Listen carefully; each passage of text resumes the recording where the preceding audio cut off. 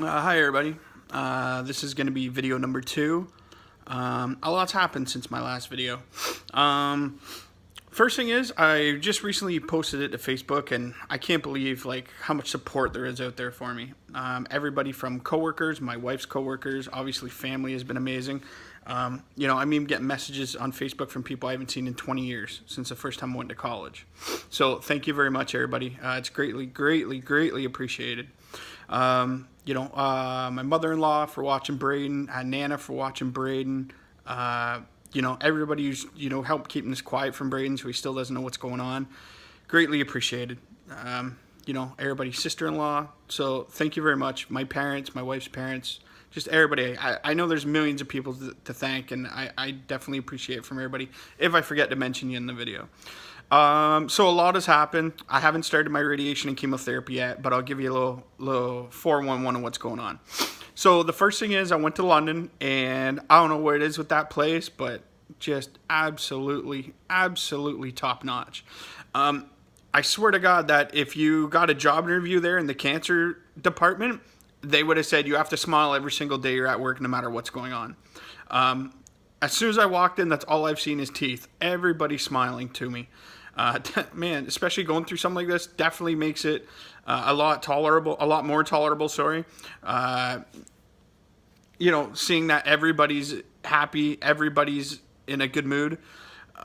So definitely London, Ontario, Canada, thank you very much. It's crazy. Once again, I do these videos unscripted, so I'm going to jump over the place.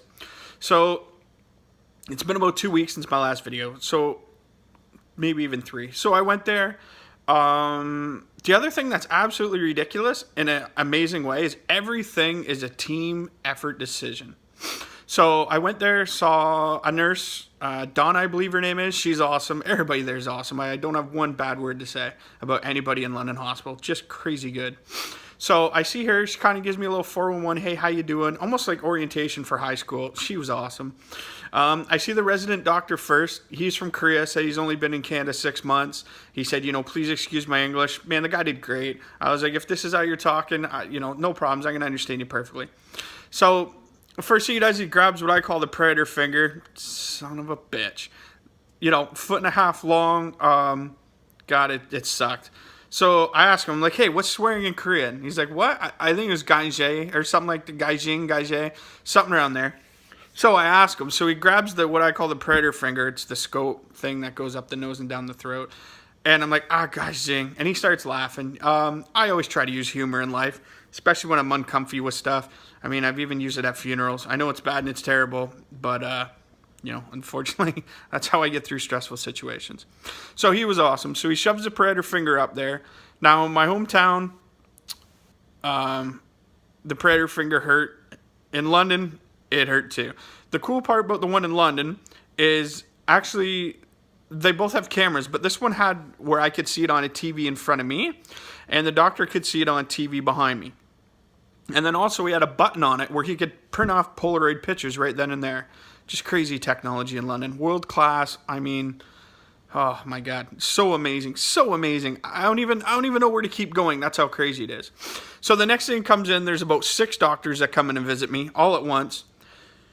Oh yeah, little tip. Helping someone go through it or going through it, bring somebody with you, okay? Because you're going to get hit with waves of information. And I mean, being a patient, my mind's going a mile a minute with whatever they're telling me at the start. Pardon me, I can't even concentrate on sentence 5 through 40, okay? So my wife's been awesome. She's been writing down all my appointments and everything else. Me, I'm just like a guinea pig, poke and prodded, whatever. They gotta do what they gotta do. So I meet a Dr. Hammond, awesome guy. Older guy, good guy. I meet a surgeon. I meet, oh man, I'm so sorry guys if I forget you, but about 3 other doctors all at the same time. So they're all looking at my pictures of the lump in my throat. They all got assumptions going on, but they have a team huddle with everything. Oh my God, it's so ridiculous. I felt like a movie star. I'm not even going to laugh. Or, actually, I think I might even have said it. I felt like the only girl in an all-boy camp because there was 6 male doctors and then me, but everybody was just all about, hey, how you feeling? How's it going? Everything's great. So from there, I had to go get some blood work done. I got that done. Now, I found out I'm going to have radiation and chemo. Now, the radiation, because of where it is, actually, there's a chance that it could kill off my salivatory glands, which means I can't produce spit. Okay, not much fun. So what they had me do, sorry guys, my neck hurts. I'll explain that later too. So what they had me do is, because I might not have spit anymore, I have to have these fluoride treatments for the rest of my life. So I had to go to their dentist, which that's the only little hiccup we had so far was there was almost 4 hours in between the morning and the afternoon. Other than that, man, no problems whatsoever. So my wife and I just sat outside for a while. You know, we relaxed. It was cool, whatever. Hospital is free Wi-Fi. That was awesome. Thank you. You know, a lot of Facebook time, a lot of playing my Clash of Clans and whatever else, you know. So I appreciate it. So yeah, did the dentist thing, had the panoramic x-ray. Then I had to have these fittings for these trays. It was a pain in the butt. Took a couple attempts. But anyways, that got done. So day one was actually about 11 and a half hours being away from home. So once again, lots of thank yous to my in-laws, my sister-in-law, my grandma-in-law, nana-in-law, and my mother-in-law and my brother-in-law. Thank you guys all very much. They picked up Braden off school, but actually it was my grandma, or my wife's mom, sorry, Braden's grandma, picked them up off the bus. Thank you very much. Definitely appreciate it, and help that you're hiding everything with us. Pardon me. So from there, I had a few days until I had to go back. When I went back, okay, now this is where it starts getting real for me, okay? So they have to fit me for this mask, okay? Now what the mask does is it holds you in place so that while you're going through your radiation, you can't move around. Now, the mask kind of reminds me of Spider-Man. The reason I say that is they heat up this plastic, it goes over your face, and then they stretch it behind you and bolt you into a table. So you have to wait there about 6-7 minutes. They put cold towels on to cool it down quicker. And then they undo it and you pop up, like you sit up, and then there's like almost like a mannequin head of your own impression. I still can't believe how big I am. Honestly, like shoulder-wise and that, it was crazy. I was like, is that me? I don't know. It was pretty cool though. So I get to keep it when I'm done. So my final video I ever do, I'll show you guys what it looked like. So, a little weird though, because you strap you and you can't really see out of this thing, because it doesn't, when it stretches, it makes bigger holes, but it doesn't stretch much here, obviously, right? Because there's nowhere for it to stretch to. But on the sides, the holes are a lot bigger.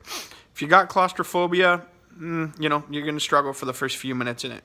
The only struggle that I had was just I can't move. I've never been restrained in my life before and never really been, out of control of stuff. So, it was a little weird to do. So did the mask, fine. Then had to have an MRI done. So MRI, if you do or do not know, it's this big tube that you go into. Big tube that you go into, and it's really noisy to the point of you have earplugs, but you have speakers in there. So I don't know what it was, but I was just very, very, very freaking uncomfortable, okay? So obviously when you're laying down, all right, your head and your neck are not on the same level, we'll call it. You got to have a supporting pillow for your head to be straight, or else you're either going to be like this or, too far, whatever it was. So when they put me in the MRI machine, they're like, hey, it's about half an hour long, and hey, it's all to save my life, so I can't complain whatsoever. So they put you in the machine, and it's really, really loud. But whatever pillow or bump or whatever they used to put my head in place hurt like hell after about 10 minutes. Literally, man, it felt like one of those wedges you hold a door open with, but that was like right at the back of my neck. It's been about 3 or 4 days since I've had it done, and it still hurts. I don't know what it was, man. It was just very, very uncomfortable. So if you got claustrophobia or you don't like small spaces, you're going to have to do some work with the MRI machine because honestly, it's small. I could feel it rubbing my shoulders when it was rolling me in. Plus, with the mask on too, I'm bolted down and can't move. Obviously, if there's a fire or something, I could sit up and break it, but you don't want to. So yeah, my shoulders, like I said, I'm a bigger guy though, so I'm rubbing the shoulders on the machine. It's like almost like 90s dial-up at some points. Every 5 or 6 minutes, it had its own tune. So here it is for if you're going through cancer. If you're going through the machine, man, try anything you can, okay? I don't know the ladies' names, but they were wicked. They were giving me updates all the time, how far I am, how much time I got left. I did everything. So the first thing I tried to do is whatever weird sound it was making, I was trying to think of a song that had the same melody. Okay, that worked for a while. Then when the pain started kicking in at about the 8-minute mark, honestly, man, it didn't take long. I don't know what it could be. It could be I'm a bigger guy and it was just wrong. I don't know, man, but it frickin' was peeing me off. So from there, you're in the machine, all these weird noises going on. So then from there, they like I said, the ladies were amazing. So then they'd tell me times. They'd be like, okay, you got 4 minutes. So I'm like, all right, 240 seconds. Well, I'm going to count to 240 by fives. So I did that pretty slow. Then they didn't come back and say, hey, you're done. So I was like, okay, I'll count it by twos. Well, by the time I got through that, it was over. Cool beans, I'm on to the next part. So the last part, oh yeah, sorry. And when you lie there, you get a call button in your hand. So if there's a problem, you hit the button because obviously it's really loud and they're not going to be able to hear you. So I got the call button. I'm like, yeah, okay, no problem. This is all right. I'm like, man, I'm uncomfy, but whatever. It saved my life. Can't complain. It'd be stupid to complain. So I'm lying there and it's getting sore and sore. And man, I'm like uncomfy, unfreaking comfy. So the last part, okay, you got 9 minutes. Man, that 9 minutes could have been an hour and a half. I would have agreed with her. So I'm lying there. She's like, how you doing? Every once in a while, she'd ask how I'm doing. So all the time I was giving her thumbs up. Well, for that last one, I gave her like one of these, the so-so, right? So about 3 minutes into the 9, at least by my guesstimate, man, I'm like scrunching my toes. I'm like squinching my hand, you know.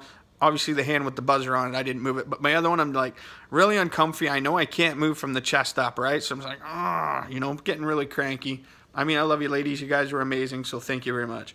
But yeah, as soon as they popped that thing, they're like, okay, you're done. They slid me out and popped it off. I pretty much was like, oh my God, get me out of there. And they're like, oh, was it being like in the close space? And I said, no, it's just my neck's killing me. So no, honestly, it's like 4 days later and I'm still sore. But it's okay, whatever. It's saving your life, man. What are you going to do? Complain about it? Makes no sense. So when it comes to all the, you know, oh, well, that's fine that you went through it, but what about people supporting you? Cool, man. Please always bring somebody with you, okay? The reason being is, like I said, man, they go, you're getting hit with waves of information. My wife's just ridiculous at taking notes and everything else for me. Thank you. For both people, going through it and supporting, keep all your paperwork for everything, okay? We don't know. Maybe we can get parking back on income tax or all the other stuff we got to do. You know, keep track of everything. But do be prepared. Honestly, it's getting kind of expensive already, and we haven't even started. I had my wisdom teeth looked at last year, so the panoramic x-ray wasn't covered. That was like $50. Pardon me, the trays that they had to make for my teeth, that was $150. Parking was like 12 or $14. I think it was 12. You know, love London Hospital, but eating there was expensive. Because we didn't think we'd be there 11 hours, but by the time the hours started clicking back, we had to go up to the cafeteria to get something to eat. You know, it just adds up, gas and all that stuff. So just be prepared for that. Sorry, some more shout-outs, man. My wife's coworkers, thank you. Girls are amazing, okay? I'm reading posts that you guys are throwing on Jen's Facebook that, you know, honest to goodness, some of you haven't even met me. You know, thoughts and prayers. I've been through this before. You know, you're going to get it. You're going to be strong, survive. And, you know, man, so appreciative. You have no clue. Even though I've never met some of you, okay? My coworkers, same thing. You guys, bloody awesome. So where I'm at now is I go in a couple days to see the chemo doctor. And then I'm told the next Monday after that is when I'll be starting my radiation.